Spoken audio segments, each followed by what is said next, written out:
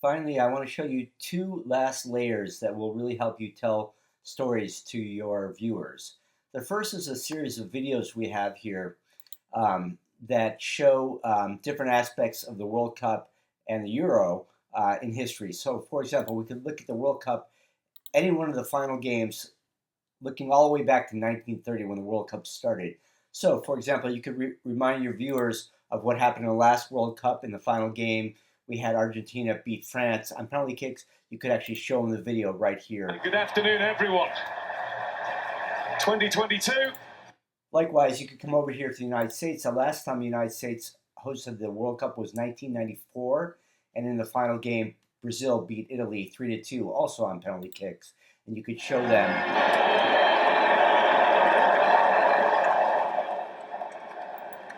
You could show your viewers any one of these videos from the history of the World Cup. Likewise, we also have great players from history. You could show your viewers different videos from different points in history and tell stories about those players and how they compare to current players, for example. So in Brazil, we have so many great players. We have 12 different videos just from the country of Brazil of the great players, including Pelé, Roberto, Pelé, you name it. They're all here. Likewise, we have this other menu called Insights. Here we'll show you the entire history of the World Cup in different formats. So, for example, we can look at the entire history going back to 1930 and who won, who came in second, who came in third, and who came in fourth. So, for example, Uruguay won the World Cup twice, and they came in fourth place 3 times, but they won it almost 100 years ago. They haven't done anything since. Germany, on the other hand, has won 4 times, came in second 4 times, third 4 times, and fourth once.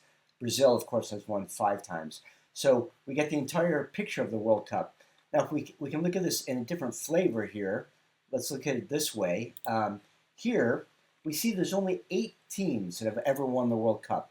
There's over 180 teams that try to win the World Cup. They're eligible to win the World Cup, but only 8 of them actually have. And of course, Brazil has won 5, Italy has won 4, and Germany has won 4.